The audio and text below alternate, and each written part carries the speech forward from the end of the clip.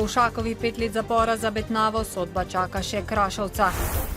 V ptujski bolnišnici o izgubi na razpisu za direktorja. V Sloveniji se vsak dan rodi okoli 60 otrok. Sodišče danes nekdanji direktorici Vegrada Hildi Tovšak v zadevah Betnava in Rimske terme izrekla 5-letno zaporno kazen. Ker je sodba v zadevi Čista lopata postala pravnomočna in je Tovšakova priznala krivdo tudi glede blagajne vzajemne pomoči, je sodnica zato izrekla enotno kazen 7 let in pol zapora. Kot olajševalno okoliščino je sodišče prepoznalo dejstvo, da se v omenjenih kaznivih zadevah ni osebno koristila in je skušala le rešiti Vegrad. Tožilec Stanislav Pintar je v spremenjeni obtožnici namesto 4 kaznivih dejanj očital eno nadaljevalno kaznivo dejanje v škodo EU in eno nadaljevalno kaznivo dejanje poslovne goljufije. To je prva sodba, ki jo imamo v Sloveniji zaradi kaznivih dejanj goljufij na škodo Evropske unije. To je zelo jasen signal, da pravosodje ne bo toleriralo črpanja evropskih sredstev na vsak način in za vsako ceno. In to je zelo pomembno simbolno sporočilo, ki kaže tudi na integriteto naše države vis-a-vis Evropske unije. V zadevi Betnava so vpleteni s ponarejanjem dokumentacije neupravičeno pridobili skoraj 2 milijona evropskih sredstev za obnovo dvorca Betnave. Denar je sicer nadškofija Maribor Ministrstvu za kulturo vrnila s pomočjo kredita. Dvorec Betnava pa danes propada. Zgodba okoli podjetnih cerkvenih menedžerjev sega v leto 2008, ko je nadškofija iz propadajočega dvorca Betnave želela napraviti paradiž. Luksuzni hotel s kongresnim centrom, zgodovinski park, restauracijo, igrišče za golf. Glavni akter in finančnik nadškofije je takrat še zagotavljal. Če bo vse po sreči, bi lahko z gradnjo začeli spomladi v prihodnjem letu. A so se tega skupaj z vpletenimi pri Vegradu, ki je bil glavni izvajalec obnove, lotili z lažnim izvrševanjem plačil, fiktivnimi kreditnimi pogodbami in večkratnim vzajemnim nakazovanjem sredstev med žiro računi in tako neupravičeno pridobili za slaba 2 milijona evrov nepovratnega evropskega denarja. Razsežnost cerkvenih finančnih mahinacij pa ni presenetila samo slovenske javnosti, temveč tudi posebne vatikanske odposlance. Rapidamente, certamente ha fatto qualche trucco, ha fatto qualche diciamo cosa che è contro la legge, no? E così e poi anche qui a Maribor c'è stata l'imprudenza. Iz Vatikana je mariborska nadškofija zaman čakala na finančno pomoč, so pa Mirka Krašovca, ki še edini ni stopil pred sodišče, prestavili za zidove avstrijskega grajskega kompleksa v Šent Pavlu. Dokler je stvar v teku, je boljše ne komentirati, zato ker ne vemo, kaj bo pravzaprav tudi sodišče ugotovilo. Načelno pa seveda, če bi šlo zares za poneverbo, to gotovo ni v skladu s krščanskim naukom. A prav Mirko Krašovec je bil 25 let ključna osebnost nadškofijskega finančnega imperija, zgrajenega na bančnih posojilih. Druga za drugo banke skušajo naučiti, kar je na pogorišču še ostalo. Družba Betnava je v stečaju z 8-milijonskimi dolgovi in za kar 17 milijonov evrov terjatev. Stečajni upravitelj je naučil od starega avtomobila za 40 evrov do lestencev ter stavbne pravice za dvorec.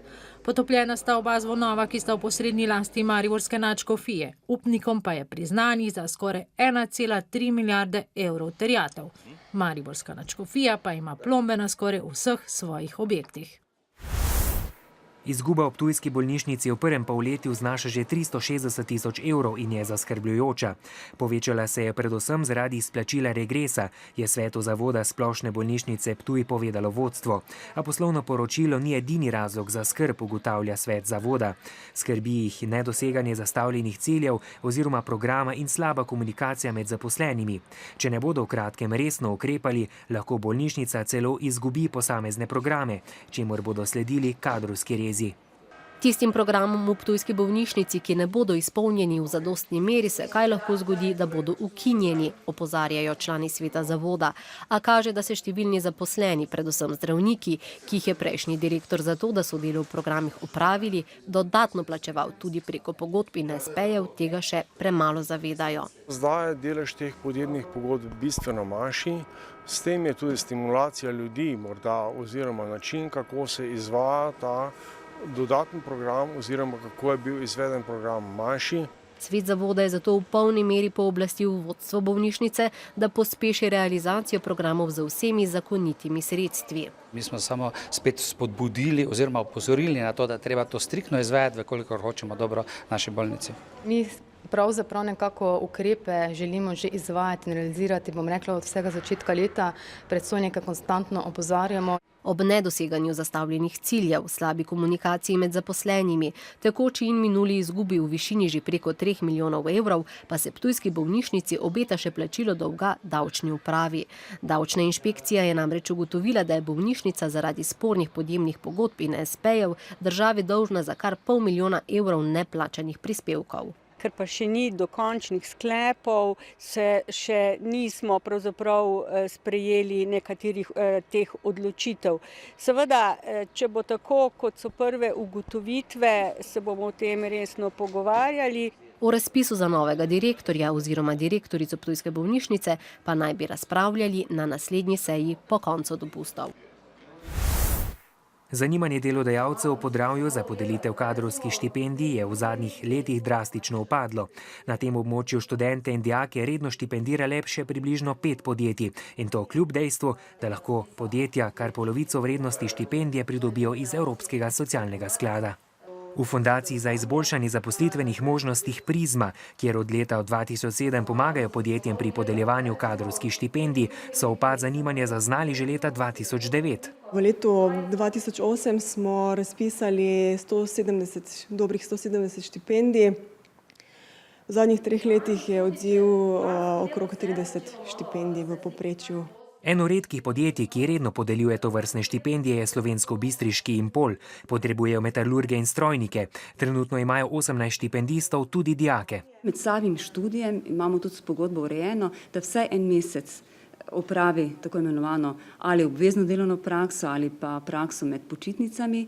Na ta način ima možnost tako dijak oziroma študent, da se spozna z delom in tudi mi imamo možnost, da spoznamo bodočega sodelavca. Potrebe po štipendistih morajo delodajalci sporočiti do konca tega meseca. Shema jim omogoča sofinanciranje kadrovske štipendije v višini 50% štipendije, ki se zagotovi preko Javnega sklada za razvoj kadrov in štipendije iz sredstev Evropskega socialnega sklada. V zadnjih 6 letih so v Prizmi razpisali 350 štipendij. Podeljenih je bilo le 30%. Samo tretjina študentov, ki so prejemali štipendijo, je danes zaposlenih. Mnogi delodajalci se za štipendiranje ne odločajo predvsem zaradi nujne zaposlitve študenta. Tako je evropski denar ostajal v Bruslju. Poslanci so obravnavali zakon o izvajanju proračuna. O rebalansu letošnjega proračuna pa so govorili včeraj. O obeh dokumentih bodo danes tudi glasovali. Predlog novega zakona o izvajanju proračuna za letos povečuje dovoljeno zadolževanje za 900 milijonov evrov na nekaj manj kot 4 milijarde evrov. Vlada se zaradi dokapitalizacije bank namreč še leto želi ponovno zadolžiti. Na dnevnem redu seje Državnega zbora je še reforma pravosodja, poslanci pa bodo glasovali tudi o višjih sodnih taksah in davku na srečke.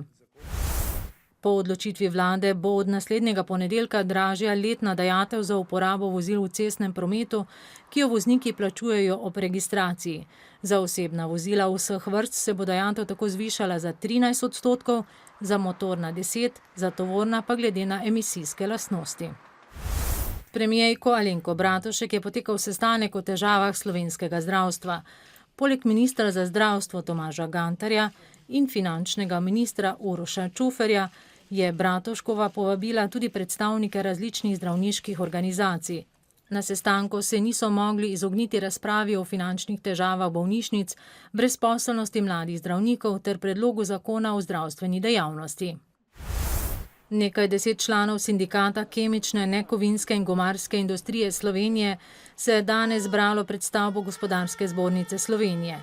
S protestnim shodom so želeli opozoriti na zanje nesprejemljivo odpoved kolektivne pogodbe, dejavnosti strani organov GZS in Združenja delodajalcev Slovenije.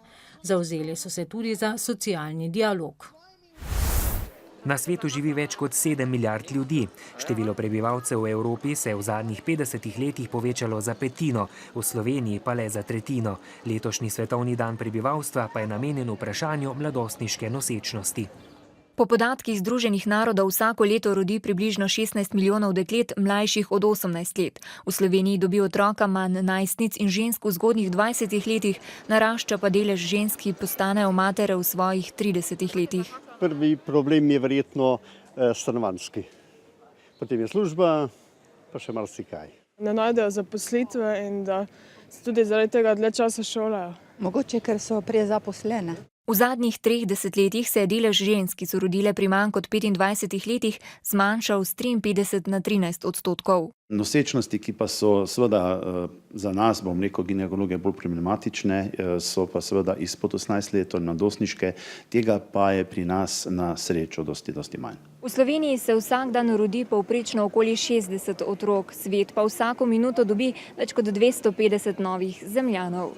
Slovenija ima nekaj več kot 2 milijona prebivalcev, naravni prirast pa je bil lani že 7. leto zapored pozitiven. Prebivalstvo pa se povečuje tudi zaradi nižje umrljivosti. Tisti, ki se bodo rodili leta 2050, naj bi živeli povprečno 76 let. Julijski koncertni utrip v najstarejšem mestu na Ptuju zaznamuje klubsko vzdušje, ki ga ponuja prostor Music Cafe. Tam je sinoči nastopila mednarodna zasedba džezovskih glasbenikov The New Quintet for Balkan and Contemporary Music z vodilnim članom Ptujčanom, bobnarjem Žanom Tetičkovičem. Glasbeniki iz Italije, Japonske, Bolgarije, Hrvaške in Slovenije, ki v tej zasedbi igrajo dobro leto, so se spoznali na skupnem študiju džezovske glasbe v New Yorku. Skupaj razvijajo koncept igranja džeza na osnovi balkanske etno glasbe. Nama so všeč ti južnjaški ritmi, seveda iz recimo Makedonije, Bolgarije, tudi Grčije in seveda to nama je v bistvu največji užitek tudi igrati. Poseben zven daje zasedbi tamburica, ki jo v različnih oblikah poznajo v celotni panonski regiji. Hrvaški član zasedbe Filip Novosel, tudi avtor skladb, pa zvok tamburice postavlja v nov džezovski koncept. Ja sam tu upravo htio napraviti jedan iskorak, jednu malo drukčiju koncepciju i tu odmah sam se našao sa Žanom na istoj valnoj duljini i jednostavno bez ikakvih predrasuda o tome što instrument može, što ne može, jednostavno mi jednostavno sviramo. Skupina redno igra na Balkaniki v središču New Yorka, v Sloveniji pa je to bil njihov prvi koncert. V Music Cafeju na Ptuju s poletnim koncertnim utripom nadaljujejo že jutri, ko bo nastopil ljubljanski glasbeni duo Silence. Člani slovenske tekvondo reprezentance se že drugi teden nahajajo v mehiškem San Luis Potosiju, kjer se navajajo na višinske razmere, ki jih bodo naslednji teden pričakale na svetovnem prvenstvu v nekaj 100 km uddaljeni Puebli. V športnem centru La Loma imajo na voljo odlične pogoje za delo. V njem se nahajajo številne dvorane za različne namene, tako da se gneča, tukaj se pripravlja okoli 40 reprezentanc, ne kaže v preveliki miri. Dvakrat dnevno trenira vseh 5 reprezentantov, Franka Anić, Nuša Rajher, Jure Pantar, Gregor Pirš in Ivan Trajković, tako da je v Mehiki naša najmočnejša zasedba. V fazi smo še končnice teh preprav, tako da ostaja nam še par dni do konca. Zadovoljen sem s treningi in narejenim delom, do zdaj, ko smo ga naredili. Se pravi, še ostane finese, čist mehne. Navadili smo se skoraj na tist redek zrak, kar je pač dosti pomembno na tem tekmovanju. Ostalo pa bomo videli, kako bo šlo naprej. Vsak dan prvenstva, to bo trajalo 5 dni, bo nastopil eden izmed naših reprezentantov. Med glavnimi aduti za visoko uvrstitev bo Ivan Trajković, ki bo v kategoriji nad 87 kg 5. nosilec. Tudi Bistričan se počasi navaja na spremenjene razmere treniranja. Zagotovo je težje, to smo vedeli, jaz sem po resnici pričakoval, da bo še težje, ampak se da, ti treningi, ki delamo, seveda niso več tako naporni, glavnino smo naredili v Mariboru oziroma v Sloveniji, vsak v svojem klubu. Tako da zdaj bolj pilimo te taktične finte, fore, ki nam bojo prav bližje v borbi, seveda simuliramo borbe same, tako da se pozna definitivno razlika. Čutimo, da nam malo zmanjkuje zraka proti koncu, ampak v bistvu je vse iz dneva v dan boljše, tako da do začetka svetovnega prvenstva mislim, da bomo vsi že popolnoma navajeni na ta redkejši zrak. Reprezentance, ki se nahajajo v Lalomi, bodo v San Luis Potosiju trenirali do petka. Nato sledi celodnevna selitev z avtobusi v Pueblo. Po 4 dneh dodatnih treningov se bo na prizorišču svetovnega prvenstva pričelo zares. Kot prva bo v sredo tekmovala Franka Anić. Poglejmo na tuje. V Bosni in Hercegovini so pripravili spominsko slovesnost ob 18. obletnici genocida v Srebrenici. Osrednja slovesnost je potekala v spominskem centru v Potočarih, kjer je bilo do zdaj pokopanih več kot 5600 Bošnjakov. Danes pa so pokopali še 409 na novo identificiranih žrtev genocida. Dogodkov iz julija leta 1995, ko so sile bosanskih Srbov pod poveljstvom Ratka Mladića in političnega vodja Radovana Karadžića v Srebrenici ubili več kot 8000 Bošnjakov, številni ne bodo nikoli pozabili. V hudem deževju na jugozahodu Kitajske umrlo najmanj 9 ljudi, 62 jih še pogrešajo. Sprožili so se številni zemeljski plazovi, zrušilo se več mostov, številne vasi pa so odrezane od sveta. Neurja, ki so bila najhujša v ponedeljek, so najbolj prizadela pokrajino Sičuan, kjer so morali preseliti prek 100 000 ljudi. Okoli 2000 ljudi je bilo ujetih v predoru v mestu Jiangqiu, potem ko je izhod iz njega zasul zemeljski plaz, a so jih v sredo rešili. Število žrtev sobotne nesreče vlaka v kanadski pokrajini Quebec se je povzpelo na 20. Pristojni domnevajo, da je preostalih 30 ljudi, ki jih še vedno pogrešajo, prav tako mrtvih. Za nesrečo je po trditvah direktorja železniškega podjetja, ki je lastnik vlaka, odgovoren strojevodja.